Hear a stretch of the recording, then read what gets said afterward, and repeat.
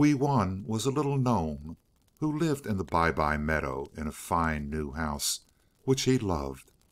To live in the Bye-bye Meadow was sometimes a dangerous thing, for all the big people lived there. Wee Wun might have lived on the other common with the other gnomes and fairies if he had liked, but he did not. He liked better to be among the big people on the Bye-bye Meadow, and perhaps if he had not been such a careless fellow he might not have got into so much trouble there, but he was as careless as he could be. One day Wee Wun was flying across the Bye-bye Meadow with his cap at the back of his head and his pockets full of blue blow-away seeds, when he saw lying upon the ground 2 little shoes of blue and silver with upturned toes. "Here is a find!" cried he, and he bent down over the little shoes with round eyes. There they were, and they said nothing about how they had come there, but lay sadly on their sides, as silent as could be. "I shall certainly take them home to my fine house," said Wee Wun the gnome, "for they must be lonely lying here. They shall stand upon my mantel shelf, and every morning I shall say, 'Good morning, little blue shoes,' and every night I shall say, 'Good night,' and we shall all be as happy as can be." So he went to put the little shoes into his pockets, but he found they were already full of blue blow-away seeds. Then Wee Wun took the blue blow-away seeds and cast them over the wall into the Stir-about Wife's garden, and he put the little shoes into his pocket and flew away. The garden of the Stir-about Wife is full of golden dandelions. That is because the Stir-about Wife likes best to brew golden spells that will make folk happy, and of course dandelions are the flowers you use for golden spells. But the very next day after Wee Wun had passed, when she came into her garden to gather every 20th dandelion, she could hardly see a dandelion because of the blow-aways that were growing everywhere and casting their fluff into the dandelion's eyes.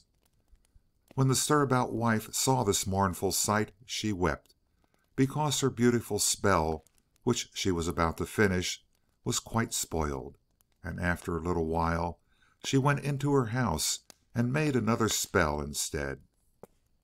On the morrow Wee Wun the gnome came flying over the Bye-bye Meadow just as careless as ever. He stopped for a moment by the Stir-about Wife's garden to look at the spot where he had found the little blue shoes, to see if there were another pair there. After he had seen that no one had dropped another pair of little blue shoes, he hung over the Stir-about Wife's wall and looked at her garden, and when he saw the blue blow-aways he laughed so that he fell upon the ground. "This is a new kind of dandelion," said he, and he picked himself up, laughing still. Then he saw upon the ground where he had fallen there lay a large seed that shone in the sun. It was as blue as the little blue shoes, and Wee Wun had never seen any seed like it before. He took it in his hand, and how it twinkled and shone! "I shall plant this in my garden," said Wee Wun, "and I shall have a plant which will have sunbeams for flowers." So he dropped it into his pocket and flew away home. That evening he made a little hole, and when he had dropped the blue seed into it, he patted down the earth. "Grow quickly, little seed," said he. Then he thought of the Stir-about Wife's garden, and he began to laugh, and he laughed now and again the whole night through. But when he awakened in the morning, alack, he laughed no more, for his fine home was so dark that he could not see a pace in front of him. "This is very odd indeed," said Wee Wun the gnome, and he rubbed his eyes very hard. But this was no dream, and no matter how hard he rubbed, he could not rub it away. Then he heard upon the floor a clatter and a rustle, and then a stepping noise, 1, 2, 1, 2, and that was the little blue shoes that were marching round and round over the floor very steadily. As they marched, they sang this song: ring-a-ding-dill, ring-a-ding-dill, the hop-about man comes over the hill. Why is he coming, and what will he see? Rickety-rackety, 1, 2, 3. And they sang it over and over again. "Well, this is a fine time to sing, when it is as dark as can be," cried Wee Wun, but the little shoes took no notice at all. So Wee Wun went outside to his garden, and then he saw that the whole world was not dark as he had supposed, but only his little home.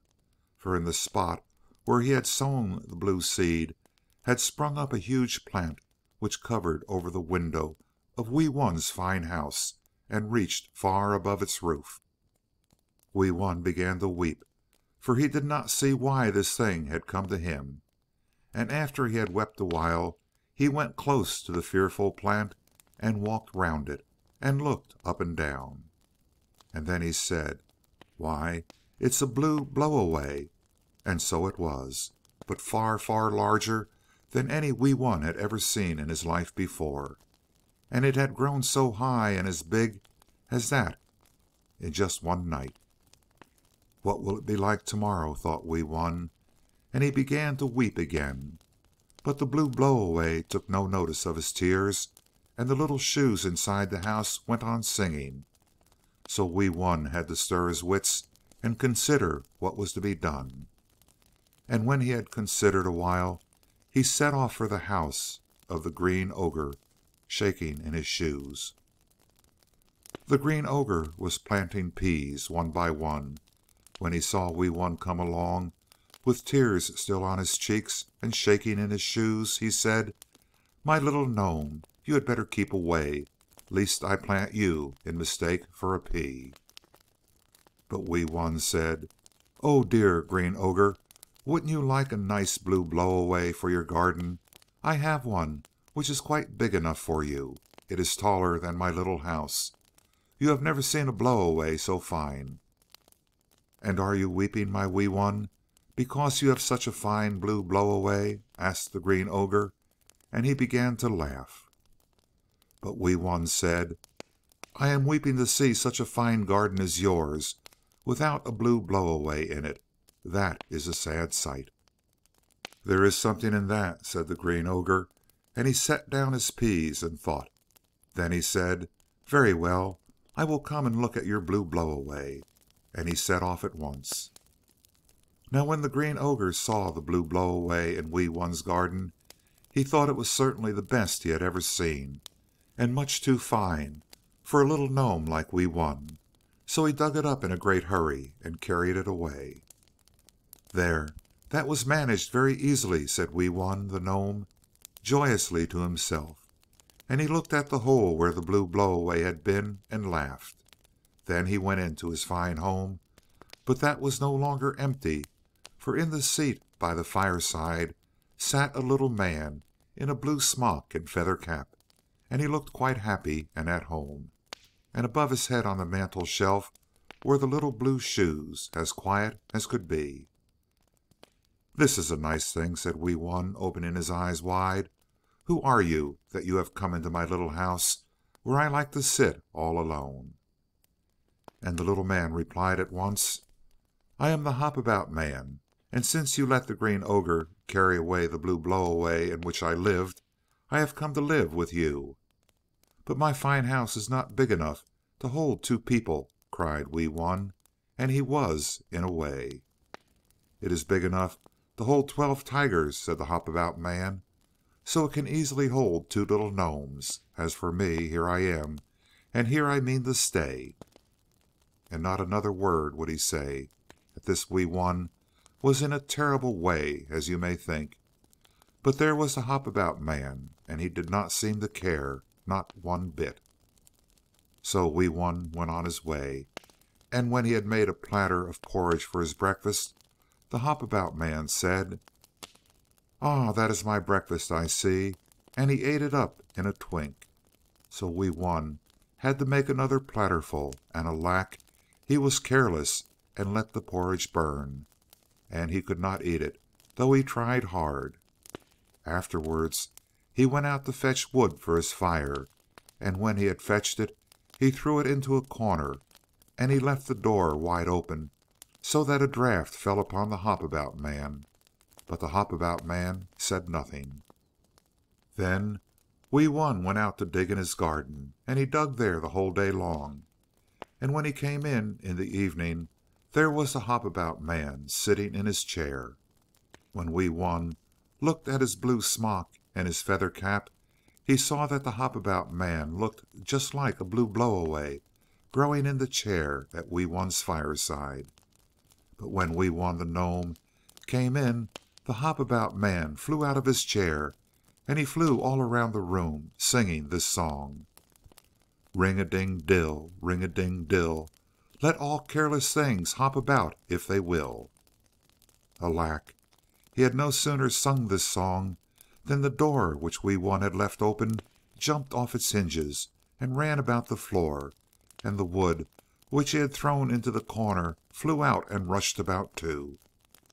The Hop-about Man's platter, which Wee Wun had forgotten to wash, flew up to the ceiling, and the wooden spoon spun round like a top on the floor, and all the chairs and tables Wee Wun had left awry began to dance.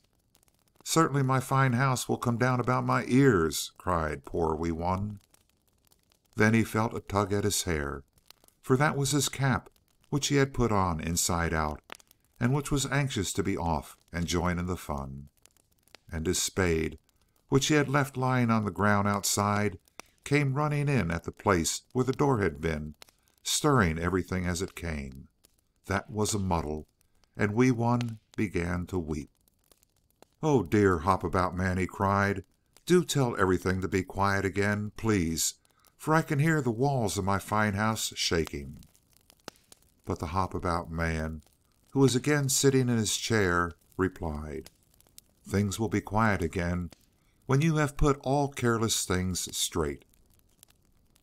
So Wee Wun set to work, and he wept ever so fast. You see, it is difficult to put careless things straight when they are running about all the time, and you have to catch them first. But at last Wee Wun set the door on its hinges, and put the wood in the wood cellar, and washed the Hop-about Man's platter and spoon, and set straight all the chairs and tables, and put the spade in the place where it ought to be, and he was so tired that he could hardly move another step. But the Hop-about Man did not notice him at all, and when Wee Wun cried out to the little blue shoes, "See how hard I am working," they were quite silent, and you do not know how silent blue shoes can be. The Hop-about Man was falling asleep in his chair when all was finished, and Wee Wun again shed tears. "Oh, Hop-about Man," he cried, "are you never going away?" And the Hop-about Man replied, "Certainly I am very comfortable here, with half of this fine house for my own, and I can only walk away if I have a pair of little blue shoes to walk in, and I can only go when you have set all careless things straight." Poor Wee Wun! He took the little blue shoes in a hurry, and his tears were dropping all the time. "Good-bye, little blue shoes," he said, but the Hop-about Man did not seem to notice, and when Wee Wun gave them to him, he put them upon his feet, but he did not stir, not an inch. Then Wee Wun sighed a long sigh, and he flew over the Bye-bye Meadow till he reached the garden of the Stir-about Wife, which is bound by a wall, and there all night he weeded, pulling up blue blow-aways by the score. But when in the morning he went back to his fine house, the Hop-about Man was gone.